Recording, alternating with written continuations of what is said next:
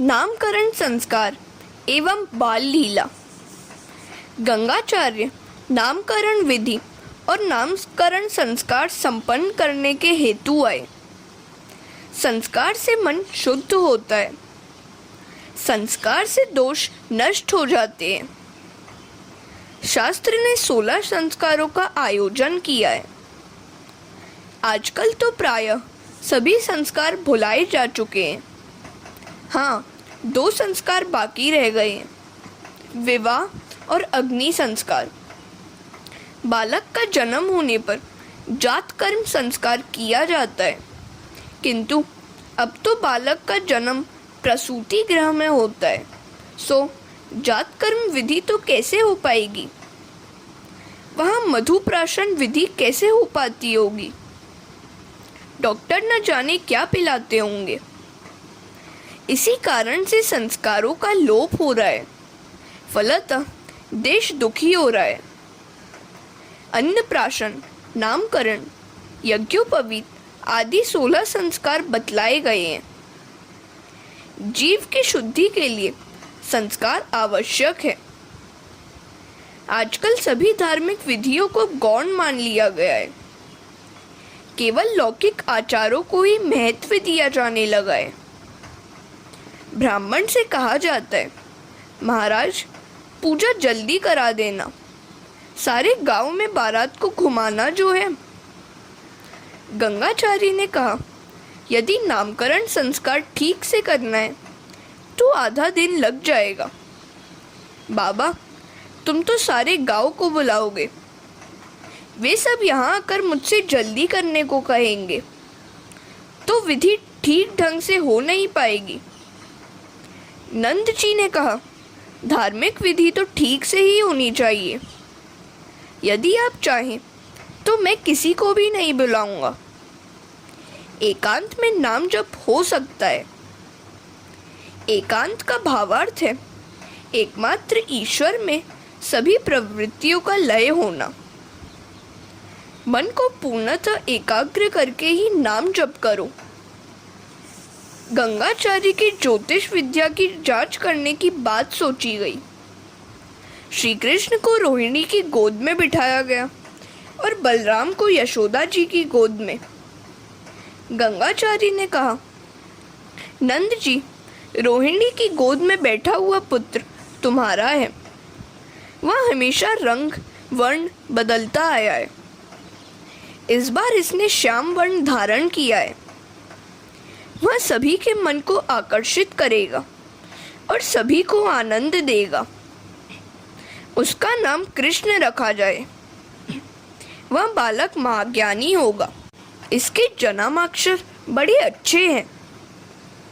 इसके 5 ग्रह उच्च क्षेत्र में, 8 ग्रह अच्छे हैं, मात्र 1 राहु ही बुरे स्थान में है। नंद बाबा घबरा गए। राहु बुरे स्थान में है, क्या होगा मेरे पुत्र का? गर्गाचार्य ने कहा, वैसे डरने की कोई बात नहीं है। जिसके 7वें स्थान में नीच क्षेत्र में राहु हो, वह पुरुष कई स्त्रियों का पति होता है। नंद जी ने कहा, आपकी बातें सच हो सकती है। एक ब्राह्मण ने मुझे आशीर्वाद दिया था कि तेरा पुत्र 16,000 रानियों का स्वामी होगा। गर्गाचार्य ने कहा, बाबा और तो मैं क्या कहूँ, यह कन्हैया नारायण जैसा ही है। नारायण मेरे इष्ट देव है। प्रेम के कारण पक्षपात हो जाने का डर रहता है। किसी समय 4 व्यक्ति भोजन कर रहे थे। किसी स्त्री ने पूछा कि इनमें से दामाद कौन सा होगा। एक ने कहा, जो शर्मीला है वही दामाद हो सकता है। तो दूसरी ने कहा, वह जो अकड़ कर बैठा है वही दामाद होगा। तीसरी ने कहा, जब सास जी परोसने आएंगी तब मालूम हो जाएगा। सास जी जब घी परोसने आई तो उन 4 व्यक्तियों में से एक को अधिक घी परोसा। वह दामाद जो था। हरे कृष्णा। सनातन गोस्वामी कहते हैं कि नारायण के समान श्री कृष्ण हैं। ऐसा कहने पर तो नारायण श्रेष्ठ माने जाएंगे। सो ऐसा कहना चाहिए कि नारायण के समान श्री कृष्ण नहीं, श्री कृष्ण के समान नारायण है। वृंदावन के साधु कहते हैं कि नारायण के समान नहीं, किंतु नारायण श्री कृष्ण जैसे हैं। नारायण के समान कृष्ण है, इसका अर्थ होगा कि नारायण वरिष्ठ है। श्री कृष्ण के समान नारायण है, ऐसा कहने से नारायण नहीं, श्री कृष्ण वरिष्ठ हो जाएंगे। वैसे तो श्री कृष्ण और नारायण में कोई अंतर है ही नहीं। ये सब बातें मधुर आग्रह मात्र हैं। नारायण में 60 और मुरली मनोहर श्री कृष्ण में 64 गुण बताए गए हैं, अर्थात नारायण की अपेक्षा श्री कृष्ण में 4 गुण अधिक है। वे गुण इस प्रकार है: रूप माधुरी, लीला माधुरी, वेग माधुरी और प्रिया माधुरी। श्री कृष्ण के ये 4 गुण नारायण में नहीं है। नारायण के 4 हाथ होने के कारण वे कुछ कुरूप से लगते हैं, अतः 2 हाथों वाले श्री कृष्ण श्रेष्ठ हैं। वैकुंठवासी नारायण राजा की भांति अकड़ कर खड़े रहते हैं, सो वे कुछ अभिमानी से लगते हैं। वे हमारे साथ बोलते भी नहीं हैं। कन्हैया में कोई अकड़ नहीं है, वह हम सबके साथ बोलता, खेलता, घूमता है। अतः हमारा कन्हैया ही श्रेष्ठ है। अतिशय आतुरता होने पर परमात्मा दौड़ते हुए आते हैं। गोकुल में एक नववधू आई जो कन्हैया के दर्शन पाने के लिए बड़ी आतुर थी, किंतु उसकी सास उसे वहां जाने ही नहीं देती थी। आज जब वह जल भरने गई तो रास्ते में श्री कृष्ण का ही चिंतन कर रही थी। बाकी जुल्फों वाला मनमोहन, मस्तक पर मोर पंख, होठों पर बांसुरी, कानों में मकराकृति कुंडल और कटी पर पीतांबर धारण किए हुए था। वह चुमक चुमक करता हुआ उस गोपी के पीछे हो लिया। बाल कन्हैया ने पीछे से गोपी का आंचल पकड़ लिया। गोपी ने देखा कि कन्हैया उसका आंचल पकड़े हुए खड़ा है। 3 बरस के उस कन्हैया को गोपी ने प्यार से अपनी छाती से लगा लिया। लाला ने भी उस गोपी को अपनी छोटी छोटी बाहों में भर लिया और कहने लगा, तू कितनी सुंदर है, लगता है मैं ही तेरा स्वामी हूँ। रात के समय रास में आना। कन्हैया बड़ा वाणी चतुर है।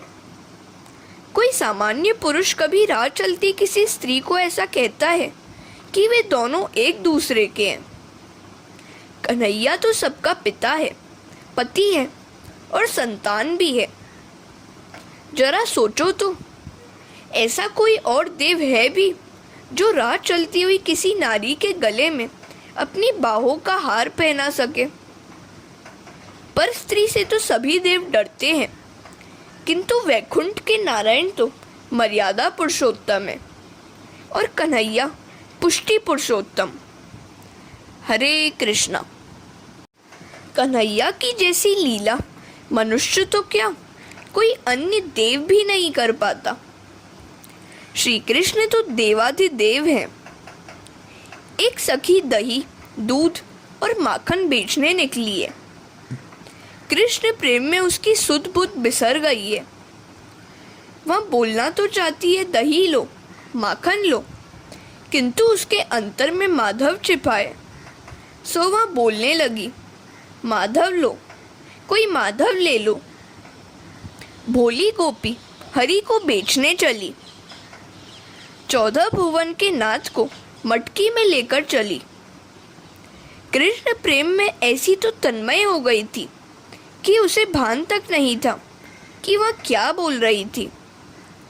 लाला ने सुना, माधव लो, कोई माधव लो, तो तो उसने सोचा, अरे वाह, यह तो मुझे ही बेचने चली है। रास्ते में श्री कृष्ण प्रकट हुए और सखी से कहने लगे, अरे दूध वाली, मैं गोकुल का राजा हूँ, जरा माखन तो दे जा। प्रेम का बाहुल्य होने पर सताने में बड़ा मजा आता है। गोपी के हृदय में प्रेम है, वह कन्हैया को सताने लगी। अरे तू कैसे हो गया गोकुल का राजा? गोकुल के राजा तो हैं बलराम भैया, मैं तुझे नहीं उन्हीं को माखन दूंगी। न जाने नंद बाबा इस काले कलूटे कन्हैया को कहाँ से उठा लाए। नंद बाबा तो गोरे हैं और तू काला, कहाँ से लाए हैं वे तुझे? कन्हैया ने गोपी की साड़ी का आंचल पकड़ लिया। गोपी कहने लगी, अरे लाला, छोड़ दे मेरी साड़ी, मेरे दूध, दही, माखन मिट्टी में सन जाएंगे और मेरी सास मेरी चमड़ी उधेड़ देगी। गोपी ने बलपूर्वक अपना आंचल छुड़ा लिया और आगे बढ़ने लगी। पीछे मुड़कर देखा तो कन्हैया मुंह फुलाकर बैठा हुआ था। गोपी वापस आकर मनाने लगी, कान्हा माखन ले, मिश्री भी ले ले, चाहे सो दूं, मेरी बड़ी भूल हुई, अब मान भी जा। किंतु कन्हैया अब क्यों मान जाए? उसने कहा, मुझे कुछ भी नहीं चाहिए। कन्हैया न माना तो गोपी आगे बढ़ने लगी। तो पीछे से कन्हैया ने पत्थर उठाकर ऐसा निशाना लगाकर मारा कि गोपी की मटकी चूर चूर हो गई। ऐसी लीला श्री कृष्ण के सिवाय अन्य कोई भी देव नहीं कर सकता। श्री कृष्ण जो सबके पति हैं। श्री कृष्ण अब घर जाकर चुपचाप माता की गोद में छिप गया। वह ऐसा शांत सयाना बैठा हुआ था कि मानो कुछ हुआ ही नहीं है। उस गोपी ने यशोदा के पास आकर कन्हैया की शरारत की शिकायत की। माताजी, तुम लाला को मुंह लगा रही हो, किंतु वह बड़ा शरारती हो गया है। इसने मेरी गगरी फोड़ दी, मेरे कपड़े बिगाड़ दिए। लाला कहने लगा, मैया, मुझे इससे बड़ा डर लगता है।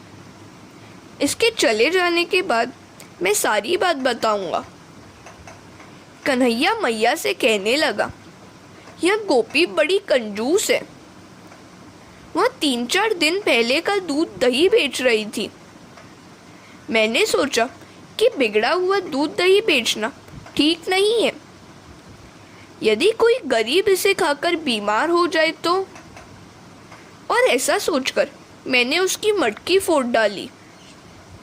मैं आरोग्य प्रचारक मंडल का प्रधान जो हूँ। यशोदा जी गोपी को लताड़ने लगी, अरे गोपी, बिगड़ा हुआ दही दूध क्यों बेचती है रे तू? कन्हैया हंसने लगा और गोपी भी। कन्हैया बोलने में बड़ा चतुर है। कन्हैया मटकी फोड़ता है फिर भी प्यारा लगता है। वह राह में चलती किसी भी गोपी की मटकी फोड़ सकता है। ऐसा अन्य कोई देव है जो रास्ते पर चलती हुई किसी नारी को छेड़ सके? और बाकी देव तो डरते हैं कि यदि किसी नारी को हाथ भी लग जाए तो थप्पड़ खाना पड़ेगा। हमारी पूजा कोई नहीं करेगा। हरे कृष्णा। श्री कृष्ण की लीला माधुरी दिव्य है। उनका अनुकरण कोई और देव नहीं कर सकता। श्री कृष्ण सा आचरण कोई नहीं कर सकता। भगवान नारायण हाथ में शंख रखते हैं। शंख फूंकने वाला देव श्रेष्ठ है या बांसुरी बजाने वाला? अन्य देव तो हाथ में शस्त्रास्त्र लिए हुए हैं। किसी के हाथ में सुदर्शन है तो किसी के हाथ में धनुष बाण, किसी के हाथ में त्रिशूल है। मानो इन सबको संसार का भय है। कन्हैया हाथों में शस्त्र नहीं रखता। लाला के एक हाथ में बांसुरी है और दूसरे हाथ में मिसरी। शस्त्रधारी देव श्रेष्ठ है या कन्हैया? हम तो कन्हैया को ही श्रेष्ठ कहेंगे। लाला रोज बांसुरी बजाता है। लाला की बांसुरी जिसने भी सुनी हो, संसार के प्रति उदास हो जाता है। बांसुरी की धुन को सुनते ही राधे कृष्ण कहने लगता है। श्री कृष्ण की वेण माधुरी दिव्य है। गोपी कहती है, मुरली बजाए मेरो मन हर लीनो। एक गोपी प्रेम भरा उलाहना देती है, मुरहर रंधन समय माँ कुरु मुरलीरवम मधुरम। हे मुरारे, भोजन बनाते समय कृपा करके बांसुरी की तान मत छेड़ो। तुम्हारी मुरली की धुन सुनकर चूल्हे में रखी सूखी लकड़ियाँ रसमय होकर रस बहाने लगती हैं, सो अग्नि बुझ जाती है। अग्नि बुझने से मैं रसोई कैसे बना सकूंगी? लाला को वंशी की धुन जिसके भी कानों में जाती है, वह उनका सेवक बन जाता है। तो मैंने मान लिया कि कन्हैया ही सर्वश्रेष्ठ है। कन्हैया की रूप माधुरी ने भी अनेकों को आकर्षित किया है। निर्गुण ब्रह्म के उपासक स्वामी मधुसूदन भी श्री कृष्ण की मनोहर रूप माधुरी के पीछे पागल हो गए थे। उन्होंने कहा था, अद्वैत वीथि पथि कैरूपास्या स्वराज्य सिंहासन लब्ध दीक्षा शठेन केनापि वयम हठेन दासो कृता गोप वधु विटेन। अद्वैत मार्ग के अनुयायी के द्वारा पूजनीय तथा स्वराज्य रूपी सिंहासन पर प्रतिष्ठित होने के अधिकारी से युक्त हमको गोपियों के पीछे पीछे फिरने वाले किसी शठ ने अपनी इच्छा न होने पर भी चरणों का दास बना लिया है। श्री कृष्ण की रूप माधुरी के पीछे कवि रसखान भी पागल हो गए थे। उन्होंने कहा, या लकुटी अरु कामरिया पर राज तिहु पुरको तजीडारो। आठहु सिद्धि नवो निधि को सुख नंद की गाय चराई बिसारो। श्री कृष्ण की रूप माधुरी दिव्य है। वे तो वैकुंठ निवासी नारायण से भी श्रेष्ठ है। यशोदा गर्गाचार्य से कहती है, महाराज, भोजन का समय हो गया है, पहले आप भोजन कर लीजिए, फिर आगे बात होती रहेगी। गर्गाचार्य ने कहा, मैं दूसरों के द्वारा बनाई हुई रसोई खा नहीं सकता। अपना भोजन मैं अपने हाथों से ही बनाऊंगा। पहले मैं यमुना से जल ले आऊं। गर्गाचार्य यमुना में स्नान करके जल भी ले आए। इनके इष्ट देवते चतुर्भुज द्वारिकानाथ। गर्गाचार्य ने अपने ठाकुर जी के लिए खीर बनानी चाहिए। भगवान को खीर का भोग लगाऊंगा और फिर प्रसाद लूंगा। मात्र अपने ही लिए बनाकर खाने वाला अन्न नहीं, पाप खाता है। सो रसोई बनानी ही है तो ठाकुर जी के लिए बनाओ। जब सेवा में उपयोग होगा तभी संपत्ति सार्थक होगी। अपने शरीर से भी अधिक प्रेम प्रभु से करो। हरे कृष्णा। यशोदा जी ने सोचा कि ये गर्गाचार्य भगवान को खीर चढ़ाए बिना खाएंगे ही नहीं। सो खीर को ठंडी करने के लिए उन्होंने गर्गाचार्य को सोने की थाली दी। खीर ठंडी हुई तो गर्गाचार्य ने तुलसी दल बिखरा कर भगवान की स्तुति आरंभ की। सशंख चक्रम सकिरीट कुंडल सपीत वस्त्रम सरसी रुहेक्षणम सहार वक्षस्थल कौस्तुभ श्रियम नमामि विष्णुम शिरसा चतुर्भुजम। हे नारायण, हे लक्ष्मीपति, हे वैकुंठपति, खीर आरोग्य। कन्हैया कहने लगा, मैं ही लक्ष्मीपति और वैकुंठनाथ हूँ। गुरुजी शायद मुझे ही पुकार रहे हैं, अतः खाने के लिए मुझे जाना ही पड़ेगा। और सोचकर वह खीर खाने के लिए भागा हुआ आ पहुंचा और खीर खाने लगा। 12 बार माला फेरने में जितना समय लगे उतने समय तक ठाकुर जी के सम्मुख थाल रखा जाए। लाला को मनाना तो पड़ता ही है ना। गर्गाचार्य बोल रहे हैं, ओम नमः नारायणाय। कन्हैया कहता था, महाराज आंखें बंद ही रखना। गर्गाचार्य ने 12 माला फिराकर आंखें खोली तो देखा कि लाला खीर खाने में मग्न है। अरे, इस वैश्य के लड़के ने तो मेरी खीर को छू लिया। अरे यशोदा, देख तो, तेरा लड़का मेरी खीर खा रहा है। भागी हुई यशोदा आई, देखा तो कन्हैया ने आधी खीर उड़ा दी है और उसका मुंह खीर से सना हुआ है। यशोदा कन्हैया को डांटने लगी, घर में तुझे खाने को मिलता नहीं है क्या? महाराज की खीर क्यों खाई तूने? कन्हैया कहता है, तू मुझे डांट रही है, किंतु मैं करूं भी तो क्या? महाराज ने ही तो मुझे खीर खाने को बुलाया था। गर्गाचार्य ने कहा, ना रे ना, मैंने वैकुंठवासी नारायण को बुलाया था। कन्हैया ने कहा, मैं ही तो हूँ वह वैकुंठवासी नारायण। यशोदा जी ने कहा, छोटे मुंह बड़ी बात क्यों करता है रे? तू कहाँ का नारायण हो गया? वैकुंठ के नारायण के तो 4 हाथ हैं तेरे 4 हाथ। कन्हैया ने कहा, माँ यदि तू कहे तो मैं चतुर्भुज हो जाऊं। यशोदा ने सोचा कि यदि इसने चतुर्भुज का रूप धारण कर दिया तो लोग मानेंगे कि यह लड़का यशोदा का नहीं है, कोई जादूगर है। सो उन्होंने कहा, नहीं नहीं, 4 हाथों वाले नारायण की अपेक्षा मेरा 2 हाथों वाला मुरलीधर ही अच्छा है, श्रेष्ठ है। तू जो है वहीं रहना। फिर यशोदा जी ने गर्गाचार्य से कहा, यह नादान लड़का है और इसकी बातों में आना मत।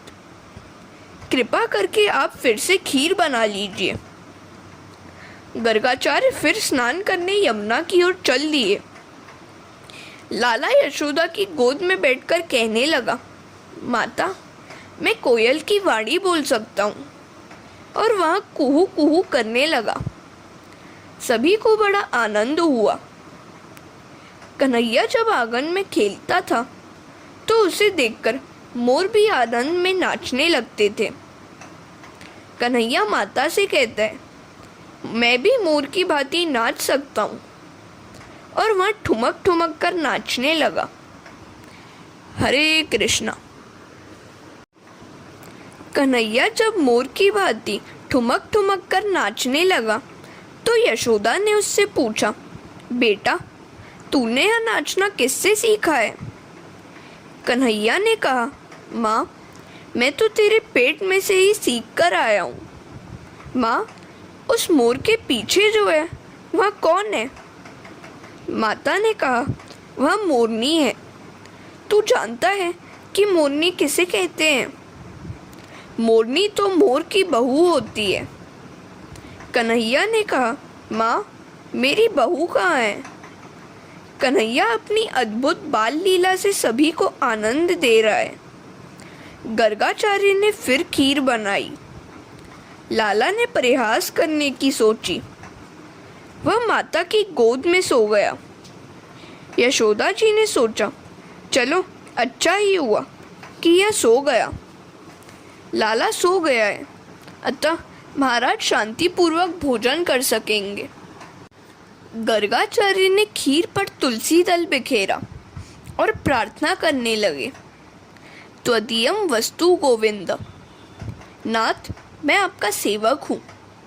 हे नारायण, हे लक्ष्मीपति, आप शीघ्र ही पधारिए और मेरी खीर का प्राशन कीजिए। कन्हैया ने यह सुना तो वहाँ जाने के लिए अधीर हो गया। उसने योग माया को यशोदा की आंखों में जा बसने की आज्ञा दी। यशोदा की आंखें नींद से भरी नहीं कि कन्हैया दौड़ता हुआ गर्गाचार्य के पास आकर खीर खाने लगा। गर्गाचार्य ने देखा, अरे यह वैश्य बालक ने तो मेरी खीर इस बार भी झूठी कर दी। कन्हैया ने सोचा कि बेचारे इस ब्राह्मण को कब तक भरमाता रहूं। उन्होंने अपना चतुर्भुज स्वरूप प्रकट किया। महाराज, आप जिस नारायण की आराधना कर रहे हैं वह मैं ही हूँ और गोकुल में कन्हैया का रूप लेकर अवतरित हुआ हूँ। आपकी तपश्चर्या सफल हुई। गर्गाचार्य ने सानंद दर्शन किया और स्तब्ध से हो गए। वे सोचने लगे, कितना अच्छा हो यदि प्रभु मेरी गोद में आ बैठे। कन्हैया गर्गाचार्य की गोद में बैठ गया और कहने लगा, महाराज, अब तो आप भोजन कीजिए। गर्गाचार्य ने कहा, जब मेरे इष्ट देव ही मेरे मुंह में कौर रखेंगे तभी मैं खाऊंगा। कन्हैया ने गर्गाचार्य के मुंह में एक कौर रख दिया। गर्गाचार्य ने माना कि उनका जीवन सफल हो गया। इधर यशोदा की नींद टूटी तो उन्होंने देखा कि लाला गोद में नहीं है। अरे कहाँ गया है वह? उन्होंने देखा कि कन्हैया तो गर्गाचार्य की गोद में बैठा हुआ है। गर्गाचार्य ने कहा, यशोदा, तूने बड़ा पुण्य किया है। मेरे नारायण ही तेरे घर में पुत्र रूप से पधारे हैं। लाला ने सोचा कि गर्गाचार्य ने भंडा फोड़ दिया। यशोदा का भाव तो वात्सल्य भाव है। वात्सल्य भाव ऐश्वर्य विरोधी है। कन्हैया ने सोचा कि गर्गाचार्य की बात यदि यशोदा के मन में जम गई तो वह मुझे लाड़ प्यार नहीं करेगी। मैं तो प्रेम दान करने और प्रेम रस का पान करने के हेतु ही गोकुल में आया हूँ। उन्होंने माया को आज्ञा दी, माता को मेरे वास्तविक स्वरूप का ज्ञान न होने पाए। यशोदा को भुलावे में रखने के लिए कृष्ण ने माया का आवरण ओढ़ लिया। हरे कृष्णा। आदि माया तो राधिका जी का ही स्वरूप है। वह कृष्ण का मोह उत्पन्न करती है। वैष्णव मतानुसार माया के 3 स्वरूप है, स्वमोहिका, स्वजन मोहिका, ऐश्वर्य का ज्ञान न होने देने के लिए, और विमुखजन मोहिका, जो हम सबको फंसाती है, जो ईश्वर के स्वरूप को भुला देती है, वही विमुखजन मोहिका है। अब माखन चोरी लीला का वर्णन भी कर लें।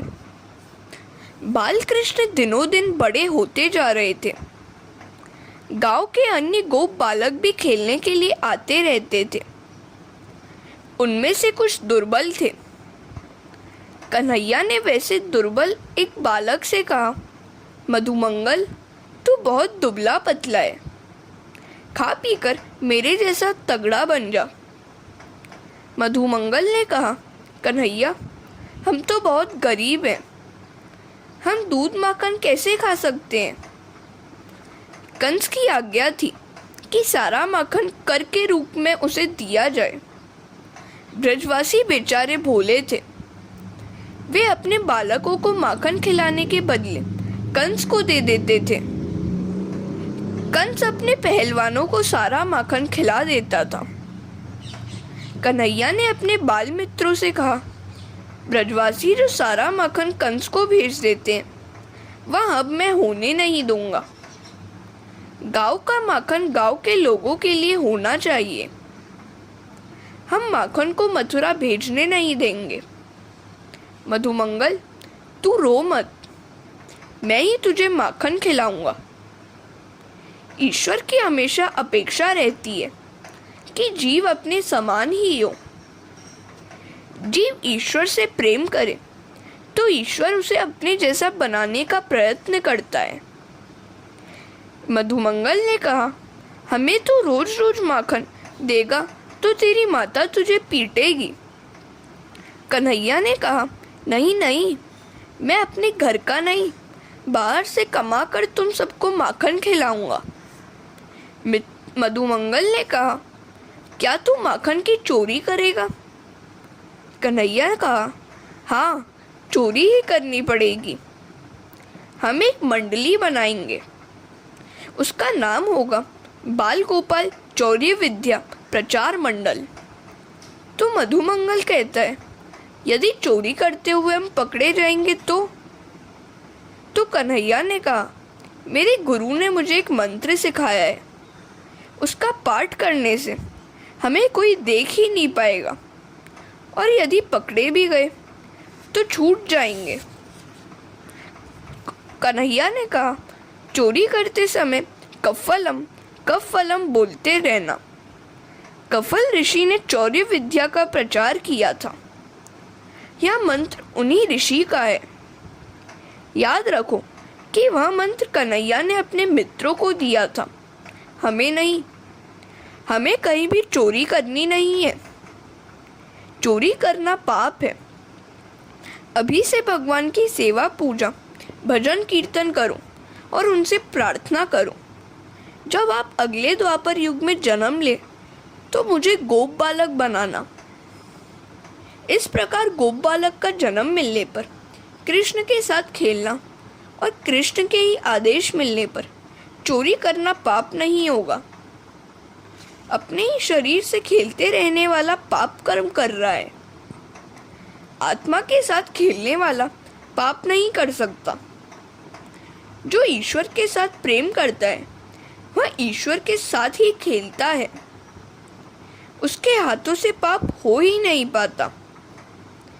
ईश्वर की उपस्थिति में मनुष्य पाप नहीं कर सकता, और अगर पाप हो भी जाए तो उसका उत्तरदायित्व ईश्वर पर ही होता है। हरे कृष्णा। शंकराचार्य ने शांकर भाष्य में कहा है, परमात्मा का साक्षात्कार पाने वाले ज्ञानी के हाथों पाप हो नहीं सकता, और अगर हो भी जाए तो दोष उसका नहीं माना जाता। शास्त्र तो जिसे प्रभु का साक्षात्कार नहीं हुआ है उसी के लिए है। शास्त्र की आज्ञा और मर्यादा अज्ञानी जीव के लिए है। शास्त्र ने चोरी को निषिद्ध बताया है। परमात्मा जिसे अपनाते हैं उसके लिए तो सारा जगत ही अपना है। वह चोरी कर ही नहीं सकता। अपरोक्षानुभूति के बाद शास्त्र का अस्तित्व ही नहीं रह पाता। ब्रह्म साक्षात्कार के बाद शास्त्र क्या और विधि क्या, सब कुछ निरर्थक है। तात्विक दृष्टि से देखें तो ईश्वर ही सर्वस्व के स्वामी है, अतः वे चोरी कर ही नहीं सकते। यह तो दिव्य लीला है। गोप बालकों को परमानंद का दान करने के लिए इस लीला का प्रभु ने आयोजन किया था। सुखदेव जी वर्णन कर रहे हैं। श्री कृष्ण कहते हैं, आज मंडल की स्थापना हो गई। अब मैं इस मंडल का अध्यक्ष बनूंगा। तुम सबको तो इतना ही देखते रहना है कि गोपियां दूध दही माखन लेकर घर से कब बाहर जाती हैं, कौन से रास्ते से जाती हैं और वापस कब लौटती हैं। बाकी सब मैं संभाल लूँगा। गोपियाँ चाहती हैं कि कन्हैया उनके घर रोज रोज आता रहे। लाला की झलक पाने के लिए गोपियाँ किसी न किसी बहाने प्रातःकाल यशोदा के घर पहुँच जाती थी। गोपियाँ यशोदा से शिकायत करती थी, यशोदा, गायों को धोने का समय होने से पहले तुम्हारा कन्हैया बछड़ों को छोड़ देता है, दही दूध माखन चुरा जाता है और अपने मित्रों में तथा वानरों में बांट देता है। यदि हमारे घर में उसे कुछ मिल नहीं पाता है तो गुस्से से हमारे बालकों को रुला देता है। हम दूध दही माखन चाहे जहाँ रख दें, छीके पर चढ़ा दें, तो भी वह चुरा ही जाता है। माखन अंधेरे में छिपाना चाहे तो अंधेरा भी उसे रोक नहीं पाता है। कृष्ण जहाँ जहाँ जाते हैं वहाँ प्रकाश फैल जाता है। हम यदि कन्हैया को चोर कह देती है तो वह हमें कहता है तू चोर है, तेरा बाप चोर है, तेरी माँ चोर है, इस घर का मैं ही स्वामी हूँ। माता, क्या बताऊँ तुम्हें, गायों के धुलने के समय पहले ही कन्हैया बछड़ों को छोड़ देता है। समय पर बछड़ों को छोड़ने वाला सामान्य गोपाल है, यह तो श्री कृष्ण है। श्री कृष्ण तो समय के पहले ही बछड़ों को अर्थात जीव को मुक्त करने में समर्थ है। बछड़ों का अर्थ है विषय आसक्त जीव, वत्स अर्थात विषयासक्त जीव। वत्सान मुंचन क्वचित समये। हरे कृष्णा। शास्त्र ने मुक्ति के 2 प्रकार बताए हैं, क्रम मुक्ति और सद्य मुक्ति। समय होने पर जीव को जो मुक्त करते हैं वह है मर्यादा पुरुषोत्तम राम, किंतु कन्हैया तो है पुष्टि पुरुषोत्तम। कन्हैया क्रमश मुक्ति देने की अपेक्षा जीव यदि पात्र हो तो समय के पहले भी मुक्ति देता है। जिस जीव पर कन्हैया का अनुग्रह होता है उसे मुक्ति पाने के लिए क्रम की प्रतीक्षा करनी नहीं पड़ती। यह तो पुष्टि मार्ग, कृपा मार्ग है। क्रम मुक्ति इस प्रकार होती है, जीव शूद्र वर्ण में जन्मा हुआ है। अब यदि इस जन्म में यह चोरी, व्यभिचार आदि न करे, उच्च वर्णों की भली भांति सेवा करे, तो अगले जन्म में उसे वैश्य जाति में अवतार मिलता है। वैश्य यदि नीति पूर्वक जीवन जिएगा तो अगले जन्म में क्षत्रिय होगा, और अगर क्षत्रिय जन्म में वह क्षत्रिय धर्म का पूरा पूरा पालन करता है तो अगले जन्म में वह ब्राह्मण होगा। अब ब्राह्मण सदाचारी होगा तो वह अगले जन्म में अग्निहोत्री ब्राह्मण बनेगा। फिर अगले जन्म में वह होगा ब्रह्मनिष्ठ योगी। ऐसा योगी सद्वर्तन, योगाभ्यास और ब्रह्मचिंतन उत्तरोत्तर बढ़ाता जाए तो भी उसे 2-3 जन्म और लेने पड़ते हैं, और इस प्रकार उसके क्रियमाण संचित तथा प्रारब्ध कर्म निशेष हो जाने पर जीव शुद्ध होगा, और शुद्ध होने पर ही जीव को मुक्ति प्राप्त होगी। यह तो है क्रम मुक्ति का मार्ग। अब सद्य मुक्ति की बात करें। इस प्रकार की मुक्ति में जन्मों का कोई क्रम नहीं होता है। ठाकुर जी जिस किसी जीव पर विशिष्ट अनुग्रह करते हैं उसकी मुक्ति हो जाती है, फिर चाहे वह किसी भी वर्ण का क्यों ना हो। यदि कोई वैश्य हार्दिकता से भगवत भक्ति करे तो कृष्ण प्रसन्न होकर उसे गोलोक धाम में ले जाते हैं। श्री कृष्ण दोहने का समय होने के पहले भी बछड़ों को छोड़ देते हैं, अर्थात वे निश्चित समय के पूर्व ही जीव को मुक्त कर सकते हैं। श्री कृष्ण तो अनुग्रह अर्थात पुष्टि पुरुषोत्तम है। जिस किसी जीव पर वे अनुग्रह करते हैं वह तत्काल मुक्त हो जाता है। जिस प्रकार कोई राजा जब चाहे तब किसी व्यक्ति को राजा बना सकता है, उसी प्रकार श्री कृष्ण जब चाहे किसी भी सुपात्र जीव को बंधन मुक्त कर सकते हैं। परमात्मा प्रमेय बल से किसी भी वैष्णव को तत्काल मुक्त कर सकते हैं। श्री कृष्ण सद्य मुक्ति के दाता है। श्री कृष्ण पुष्टि पुरुषोत्तम है, अतः वे सद्यो मुक्ति देते हैं। अन्यथा वैश्य, क्षत्रिय, ब्राह्मण, अग्निहोत्री, ब्रह्मनिष्ठ योगी आदि उत्तरोत्तर क्रमिक वर्णों से गुजरे बिना मुक्ति नहीं मिल पाती। यदि कन्हैया किसी जीव के प्रति दयालु हो जाए और कृपा कर दे तो वह जीव सीधा वैकुंठ में जा सकता है। वैसे भगवान की साधारण कृपा तो सभी जीवों पर होती है, किंतु किसी जीव पर वे विशिष्ट कृपा भी कर देते हैं। जब कोई जीव परमात्मा की प्रार्थना, धारणा, चिंतन, साधना करते करते थक हार कर रोने लगता है, दीन हो जाता है, उस जीव पर प्रभु की विशिष्ट कृपा दृष्टि होती है और उस जीव की उसी जन्म में मुक्ति हो जाती है। कृष्ण तो ब्रह्मांड के स्वामी हैं, वे चाहे सो कर सकते हैं। जीव जब अतिशय साधना करता हुआ नम्र बनता है तो वह प्रभु का प्रिय पात्र बनकर कृपा पाता है। निसाधन होकर जो साधन करता है वह श्रेष्ठ है। निसाधन का अर्थ है कि सब कुछ साधन करते हुए भी माना जाए कि कुछ भी नहीं किया गया है। निरभिमानी बनो। कई बार ऐसा होता है कि साधना करते करते जीव अभिमानी होने लगता है। ऐसा होने से उसका पतन होता है। हरे कृष्णा। यशोदा ने गोपियों से कहा, यदि मेरा लाला तुम्हारे घर आकर कुछ भी शरारत करे तो उसे डांटती रहना।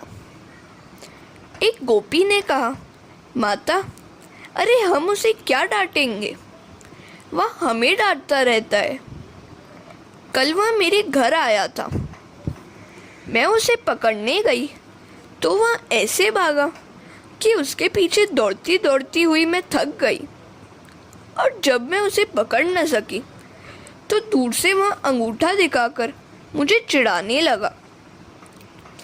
एक और सखी ने कहा, माता, तुम्हारा कन्हैया माखन चोरी करता है। यशोदा ने उससे कान में कहा, अरे जरा आहिस्ता बोल, यह बात किसी को न बताना। यह बात अगर फैल गई तो लाला को कन्या कौन देगा। गोपी कहने लगी, कन्हैया जो मांगे उसे देंगे, किंतु वह चोरी क्यों करता है। यशोदा ने कन्हैया को डांटना चाहा, किंतु फिर सोचने लगी, यदि उसे डांटूंगी तो शायद वह डर जाएगा। गोपियों की सभी इंद्रियां अपनी ओर आकर्षित करके, परमानंद में सराबोर करके उन्हें वैकुंठ मोक्ष का दान करने के लिए श्री कृष्ण की यह लीला है। यशोदा मैया कन्हैया को समझाने लगी कि उसे अपने घर का ही माखन खाना चाहिए। तो कन्हैया कहता है, मुझे घर का माखन भाता ही नहीं है, और घर का माखन खाऊंगा तो कम हो जाएगा, सो मैं बाहर कमा कर खाता हूँ।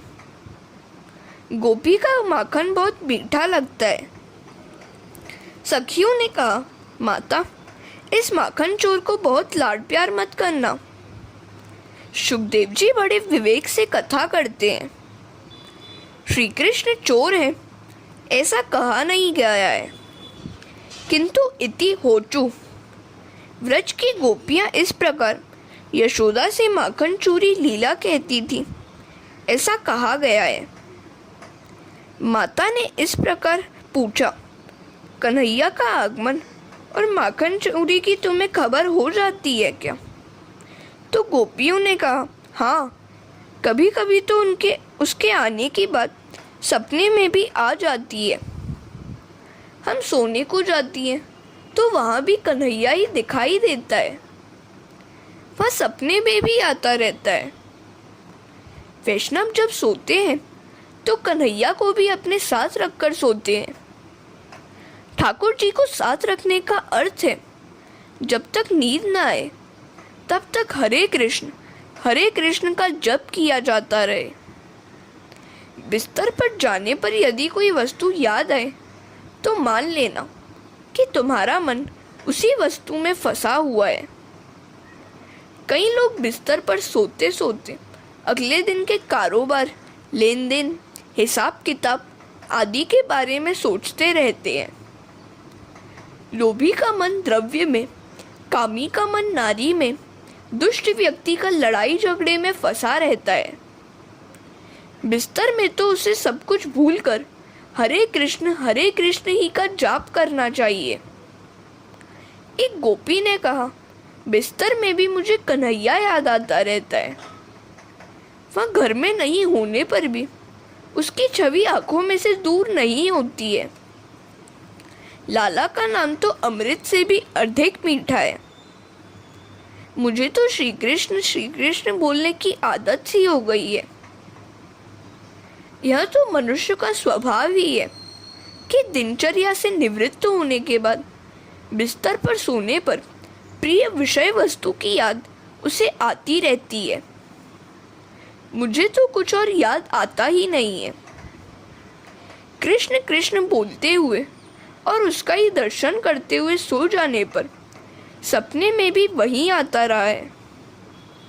सपने में मैंने देखा कि कन्हैया अपने मित्रों के साथ मेरे घर पर आया और उसने माखन चुराया और मित्रों के बीच लुटा दिया। हरे कृष्णा। जिस किसी वस्तु में मन फंसा होगा सपने में वह याद आएगी। मन की परीक्षा सपनों से ही होती है। सच्चे वैष्णव का मन कृष्ण से ही बंधा रहता है, अतः सपने में वही आता है। सपने में जब कन्हैया दिखाई दे तभी मानो कि तुम सच्चे वैष्णव हो। अधिकारी को प्रभु की पहली झांकी सपने में ही होती है। गोपी का मन श्री कृष्ण में जा फंसा है। गोपियाँ कहती हैं, यशोदा, मुझे लगा कि कन्हैया मेरे घर अवश्य आएगा। सुबह से तो मैं पागल सी हो गई थी। आनंद से मैं ऐसी बावली हो गई कि चूल्हे में लकड़ी के साथ बेलन भी जला दिया। एक और गोपी ने बताया, घर में कन्हैया सभी का चहेता है। अपने जेठ जी को मैं भोजन परोस रही थी। मन कन्हैया की मीठी यादों में खोया हुआ था। जेठ जी ने मुझसे मुरब्बा मांगा। छीके पर से मुरब्बे की हांडी उतार कर परोसने लगी। मुरब्बा बहुत सरस था और फिर हर किसी अच्छी वस्तु को कन्हैया को देने की मेरी इच्छा हो आती है। कन्हैया को कितना भाएगा मुरब्बा? यदि कन्हैया इस समय आ जाए तो मेरे जेठ जी उसे भी खाने पर बिठा देंगे। मैं उसे मुरब्बा दूंगी। माता, कन्हैया आए, इस इच्छा में मैं तो ऐसी बह गई कि पागल सी हो गई और मुरब्बे की हांडी को छीके पर चढ़ाने के बदले अपने मुन्ने को ही ऊपर रख दिया। मेरे पति भी कन्हैया के प्रेम में ऐसे पागल हो गए हैं कि सारा कामकाज छोड़कर उसी की रट लगाए रहते हैं। ईश्वर के साथ यदि प्रेम करोगे तो वह कभी भुलाया नहीं जा सकेगा। एक अन्य सखी ने कहा, माँ, कन्हैया ने तो आज मेरी लाज रख ली। यशोदा ने पूछा, क्या बात हुई थी सखी? सखी ने कहा, मेरा स्वभाव हो गया है कि रसोई बनाते समय भी मैं हरे कृष्ण जपती रहती हूँ। अब आज मेरे घर मेहमान आए हुए थे। मेरे ससुर जी बड़े क्रोधी स्वभाव के हैं। उन्होंने मुझसे कहा, आज मेहमान भोजन करेंगे, सो सावधान रहकर भोजन बनाना। हम वाटिका जा रहे हैं, 2 बजे लौटकर भोजन करेंगे। कृष्ण जप में कहीं रसोई न बिगड़ जाए। मैं भोजन बनाती हुई सोच रही थी कि भोक्ता तो परमात्मा ही है।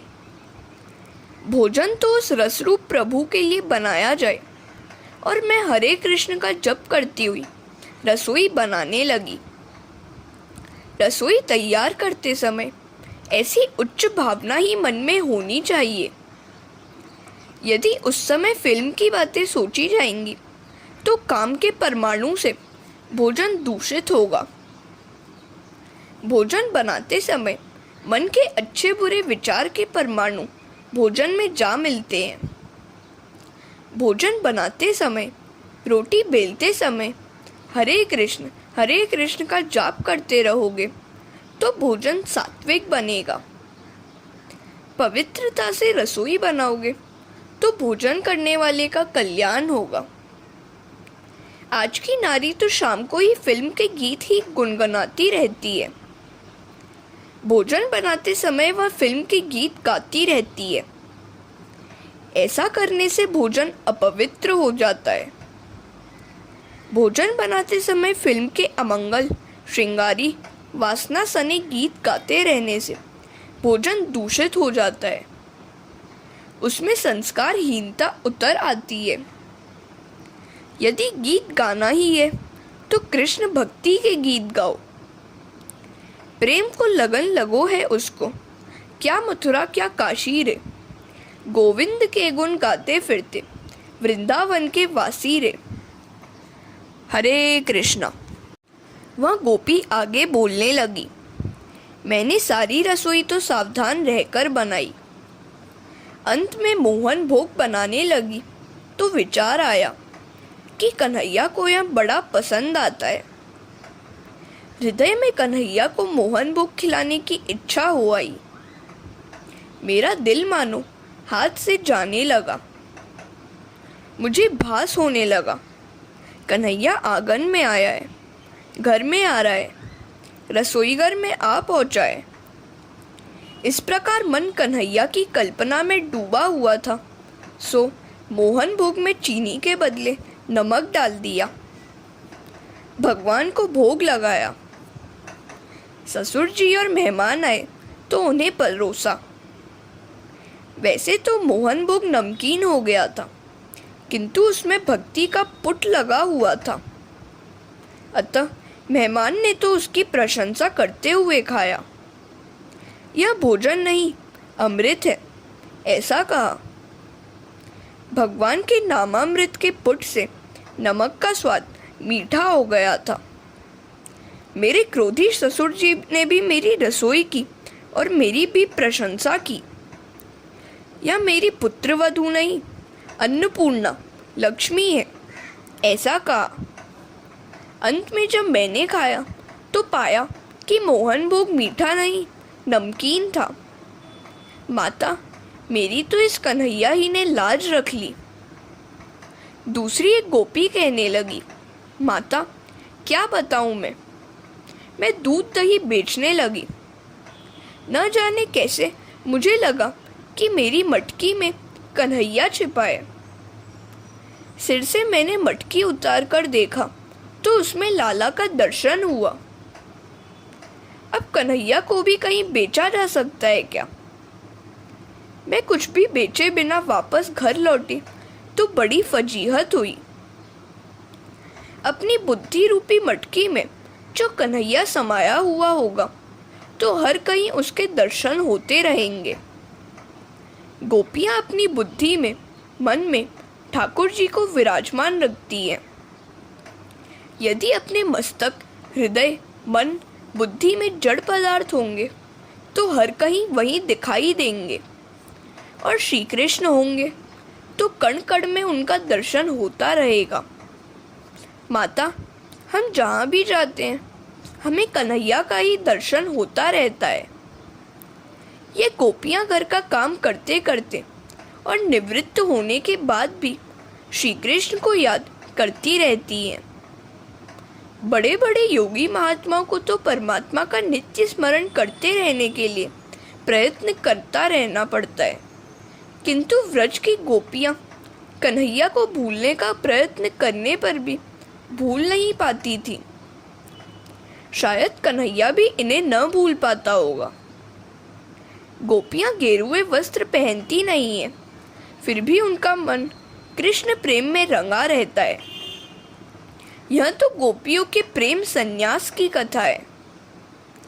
यही है गोपियों के मन की तन्मयता और निरोध।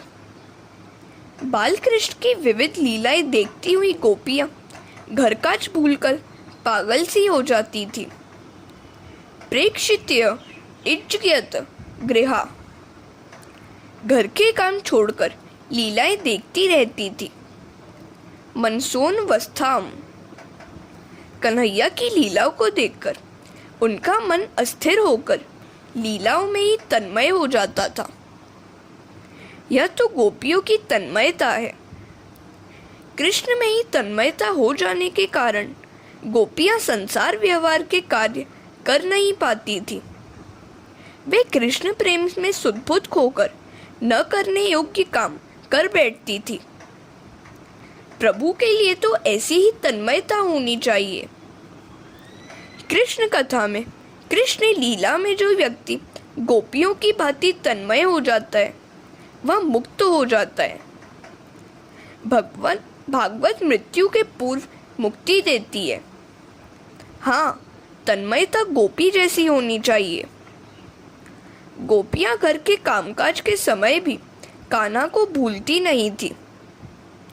भक्ति मार्ग में व्यवहार और परमार्थ अलग नहीं, एक ही है। हरे कृष्णा। प्रत्येक कार्य में प्रभु का संधान ही पुष्टि भक्ति है। प्रत्येक कार्य को, व्यवहार को प्रभु में मानना ही भक्ति है। गोपियां इस भक्ति मार्ग की आदि आचार्या हैं। इसी सिद्धांत को आचार्य महाप्रभु जी ने आगे बढ़ाया। सभी कामकाज से निवृत्ति होने के बाद भक्ति करना तो मर्यादा भक्ति है। सुबोधिनी में महाप्रभु ने गोपियों को प्रेम सन्यासिनी कहा है। गोपियों के पास तो था केवल निस्वार्थ प्रेम। उनका तो प्रेम ही सन्यास था। वस्त्र सन्यास की अपेक्षा प्रेम सन्यास उत्तम है। कृष्ण प्रेम में हृदय पिघलने पर सन्यास हो पाता है और तभी वह उजागर होता है। सभी कर्मों का न्यास त्याग सन्यास है। ईश्वर के लिए ही जो जीता है वही सन्यासी है। गोपियां ईश्वर के लिए ही जीती थी, अतः उन्हें प्रेम सन्यासिनी कहा गया है। ज्ञान और योग पर भक्ति की विजय बताई गई है। भक्ति भगवान को आबद्ध करती है, वशीभूत करती है। माखन चोरी लीला का यही रहस्य है। मन माखन सा मृदु है। मन की चोरी ही तो माखन चोरी है। कृष्ण औरों के चित्त चुरा लेते हैं, फिर भी वे पकड़े नहीं जाते। पकड़ा जाने वाला चोर तो सामान्य चोर होता है, किंतु कन्हैया तो अनूठा चोर है। उन्हें तो गोपियों के मन का निरोध करना था, किसी भी अन्य विषयों में जाने से बचाना था। गोपी अर्थात इंद्रिय। सभी इंद्रियां हमेशा ईश्वर का ही चिंतन करती रहे। इसी हेतु से इन सब लीलाओं की रचना की गई है। यशोदा जी ने गोपियों से कहा, अच्छा हो यदि तुम माखन छिपा कर रखो। एक गोपी ने कहा, माता तुम हमें क्या सीख दोगी? मैं वैसे तो बड़ी हूँ, फिर भी कैसे बताऊँ कि क्या हुआ था। एक बार कन्हैया मार्ग में मिला तो उसने हंसते हुए मुझसे कहा, अगले दिन तेरे घर आऊँगा। मैंने सारा माखन अपने मायके पहुँचा दिया। कन्हैया ने दूसरे दिन आकर देखा तो माखन का नामो निशान नहीं था। वहाँ आग बबूला हो गया। पल्ले में सोए हुए मेरे लाला को चुटकी भरते हुए कहने लगा कि तेरी माता बड़ी कंजूस है, घर में कुछ शक्ति ही नहीं है। माता, घर में से यदि कुछ मिलता नहीं है तो कृष्ण गुस्से से लाल पीला हो जाता है और हमारे सोए हुए बच्चों को चुटकी देकर रुलाता है। भगवान का आगमन होने पर यदि तुम सोए हुए पाए जाओगे तो वे तुम्हें रुला देंगे। वे तो किसी भी रूप में आ पहुँचते हैं और सत्कार न मिलने पर रुला देते हैं।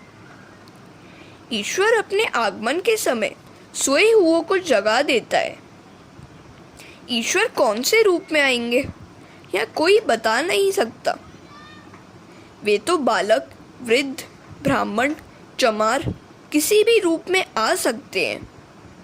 सो घर पर आए हुए सभी का सम्मान किया जाए।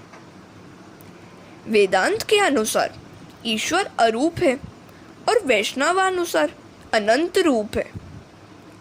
ईश्वर का कोई एक रूप तो है नहीं। वे अनेक रूप धारण करते हैं। अनेक रूप रूपाय विष्णवे प्रभु विष्णवे। वे तो आकार रहित भी हैं और अनेक आकार वाले भी। वे अरूप भी हैं और अनेक रूपधारी भी। वे तो किसी भी स्वरूप में आते हैं। जीव प्रमादवश सोया रहता है, सो उसे खबर नहीं हो पाती। यशोदा ने कहा, सखिया, क्यों ना तुम सब अपने बच्चों को नहर पहुंचा दो। तो एक गोपी ने कहा, मैं माखन और बच्चों को नहर रख आई थी। कन्हैया ने मेरे घर में कुछ नहीं पाया तो कहा, जिस घर में मेरे लिए कुछ भी न हो वह शमशान के जैसा है। जिस घर में भगवान के लिए कुछ भी ना हो वह घर उजड़कर शमशान हो जाता है। मौज मजे में संपत्ति का अपव्यय करने वाले राक्षस ही तो हैं।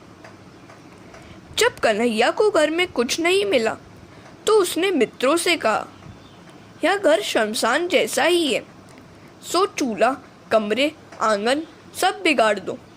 और उन्होंने मेरा सारा घर गंदा कर दिया था। माता, कन्हैया ऐसा शरारती है। हरे कृष्णा। यशोदा ने गोपियों से कहा, तुम कह रही हो कि लाला शरारती है, किंतु वह तो मुझसे कहता है कि उसने तो कुछ भी नहीं किया है। तुम उसे रंगे हाथ पकड़ लाओगी तभी मैं मानूंगी कि वह चोरी करता है, और तभी मैं उसे सजा दूंगी। प्रभावती नाम की एक गोपी ने कहा, इसमें क्या बड़ी बात है, मैं ही इसे रंगे हाथ पकड़ लाऊंगी। वह गोपी कुछ अभिमानी थी। कन्हैया ने तय किया कि आज हम प्रभावती के घर जाएंगे। प्रभावती छिपकर बैठी थी। धीरे धीरे सभी बालक घर में दाखिल हो गए और कफ्फलम कफ्फलम बोलने लगे। कन्हैया ने छीके से माखन उतार कर स्वयं खाया, मित्रों को खिलाया और वानरों को भी दावत दी। उपकार चाहे कितना भी हो, भगवान कभी नहीं भूलते। रामावतार में वानरों ने वृक्षों के पत्ते खाकर मेरी सेवा की थी। उस अवतार में मैं तो तपस्वी था, अतः इन्हें कुछ दे नहीं पाया था। सो इस अवतार में उन्हें दही माखन खिलाऊंगा। मनुष्य कई बार वानर जितना भी संयम नहीं रख सकता है। वानर राम और सीता के सेवक हैं, सो वे रामफल और सीताफल का आहार कभी नहीं करते। यदि मानव वानर जितनी मर्यादा का भी पालन न कर पाए तो वह उससे भी गया बीता है। सभी ने भरपेट माखन खाया। इतने में धीरे से प्रभावती बाहर निकली। मित्रों ने देखा तो कहने लगे, अरे कन्हैया भाग, वह आ गई है। किंतु कन्हैया ने कहा, आने भी दो, क्या कर लेगी वह। प्रभावती ने कन्हैया को पकड़ लिया। वह उससे कहने लगा, अरे छोड़ दे मुझे, नहीं तो मेरी माँ तुम्हें पीटेगी।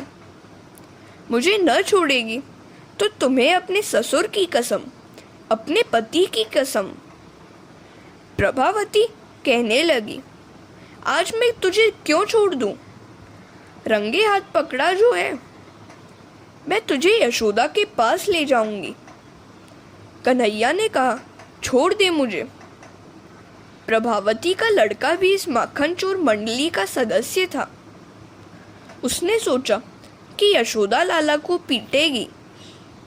वह अपनी माता प्रभावती से कहने लगा, माता, कन्हैया ने चोरी की ही नहीं है, मैंने ही सबको बुलाया था। मुझे चाहे जो सजा दे, किंतु लाला को छोड़ दे तू। अब मैं 4 महीनों तक माखन नहीं खाऊंगा। प्रभावती ने सोचा, यशोदा हमारी बात कभी सच्ची नहीं मानती है, सो मैं उसे सच्ची बात दिखलाना चाहती हूँ। यशोदा लाला को डांटेगी तो कोई बात नहीं, मैं पीटने दूंगी। लाला मेरा भी तो है। अभिमान के साथ साथ दुर्गुण भी आ जाते हैं। प्रभावती मान रही थी कि उसके सिवाय लाला को कोई पकड़ नहीं सका, सो उसने लाला को नहीं छोड़ा। सभी बालक रोने लगे। कन्हैया ने कहा, अजी डरते क्यों हो? मैं बड़ा अच्छा मजाक करूँगा। साधना करने से प्रभु हाथ में तो आ जाते हैं, किंतु साधन में से यदि श्रद्धा उठ जाए तो प्रभु भी चले जाते हैं। प्रभावती लाला को पकड़कर चली जा रही थी तो मार्ग में एक वृद्ध आ रहे थे। उनको देखकर प्रभावती ने घूंघट नीचे खींच लिया। कन्हैया ने प्रभावती से कहा कि उसके इस हाथ में दर्द हो रहा है, सो दूसरा हाथ पकड़ेगी तो अच्छा होगा। प्रभावती हाथ बदलने गई तो कन्हैया ने इशारे से अपने मित्र को पास बुलाकर उसका हाथ पकड़वा दिया। इस प्रकार कन्हैया मुक्त हो गया। हरे कृष्णा। जब कन्हैया ने प्रभावती से अपना हाथ छुड़ा लिया तो वह भागता हुआ माता के पास आया और कहने लगा, माता, एक गोपी मुझे मारने आ रही है। मैंने उसका कुछ भी बिगाड़ा नहीं है। माता ने उसे कमरे में बैठने को कहा। प्रभावती तो बड़ी उमंग से चोर को पकड़कर चली आ रही थी। उसने बाहर से ही चिल्लाते हुए कहा, अरे यशोदा जी, सुनती हो? देखो, आपके कन्हैया को मैं आज रंगे हाथ पकड़ लाई हूँ। इस चोर को सजा देनी ही होगी। यशोदा ने बाहर आकर कहा, अरे पागल है क्या तू? मेरा बेटा तो घर में ही है, या किसको पकड़ लाई है तू? ईश्वर को खोजना है तो अपने अंदर ही खोजो। उसे जो बाहर खोजता है वह दुखी होता है। इंद्रिय रूपी गोपी कहती है कि ईश्वर बाहर है, परमानंद बाहर ही है। तो यशोदा रूपी निष्काम बुद्धि ईश्वर आनंद को घर रूपी हृदय में ही निहारती है। इंद्रियां ईश्वर आनंद को बाहर ढूंढती है, अतः पा नहीं सकती। निष्काम बुद्धि ईश्वर को हृदय के भीतर ढूंढती है, अतः शीघ्र ही पा जाती है। जो जीव आनंद को सांसारिक विषयों में खोजता रहता है, उसकी दशा उस प्रभावती की जैसी ही होती है। सब उसकी खिल्ली उड़ाते हैं।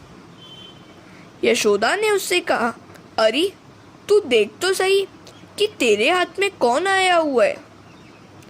प्रभावती ने देखा तो उसके हाथ में उसी का पुत्र था। वह असमंजस में पड़ गई। मैंने तो कन्हैया को पकड़ा था। रास्ते में ही कुछ गड़बड़ हो गई होगी। प्रभावती अभिमानी है। घमंड, अहंकार वाली बुद्धि ही प्रभावती है। ऐसी बुद्धि ईश्वर को कभी पा नहीं सकती। निष्काम बुद्धि ही ईश्वर को पा सकती है। ईश्वर को सकाम नहीं, निष्काम बुद्धि ढूंढ पाती है। ईश्वर की प्राप्ति होने पर प्राप्ति का अहंकार होगा तो ईश्वर हाथों से निकलेंगे। परमात्मा मिल तो सकते हैं, पर अहंकार आते ही अदृश्य भी हो जाते हैं। परमात्मा के मिलते ही साधक के मन में अकड़ पैदा होती है। ऐसी अकड़ हो जाने पर अभिमान होते ही साधना उपेक्षित होने लगती है। साधना की उपेक्षा के कारण भगवान अप्रसन्न होकर वापस चले जाते हैं। साधना करो, किंतु साधना का अभिमान कभी नहीं होना चाहिए। निष्काम बुद्धि में गर्व उत्पन्न होते ही भगवान भाग निकलते हैं। गोपियों ने यशोदा से कहा, माँ, गणपति का व्रत करो और मिन्नत मानो। वे बुद्धि सिद्धि के स्वामी हैं, सो कन्हैया की बुद्धि को सुधारेंगे। यशोदा ने गोपियों की बात मान ली। कन्हैया गणपति की महिमा बढ़ाना चाहता था, सो उसने अपनी मित्र मंडली से कहा, हम कुछ दिन के लिए बड़े शांत रहेंगे, सारी प्रवृत्ति हम बंद कर दें। लाला घर में बैठा रहता था। यशोदा ने सोचा कि गणपति ने मेरे लाल की बुद्धि को ठीक कर दिया है। एक बार गोपालों ने यशोदा से शिकायत की कि कन्हैया ने मिट्टी खाई है। कृष्ण ने कहा, माँ, ये सब झूठ बोलते हैं, मैंने मिट्टी खाई ही नहीं है। नाहम भक्षिता वानम सर्वे मिथ्या भिशंसिनम। लाला ने तो मिट्टी नहीं व्रजरज खाई है, मैंने मिट्टी नहीं व्रजरज खाई है। व्रजरज मिट्टी नहीं है। तुलसी जी सामान्य वृक्ष वनस्पति नहीं है, गंगा जी सामान्य नदी नहीं है, और व्रजरज साधारण मिट्टी नहीं है। श्री वल्लभाचार्य ने कहा है, ज्ञान मार्ग के अनुसार कृष्ण कुछ भी नहीं खाते, वैष्णव मार्ग के अनुसार भगवान ने व्रजरज खाई है। भक्त मानते हैं कि भगवान भोजन भी करते हैं। हरे कृष्णा।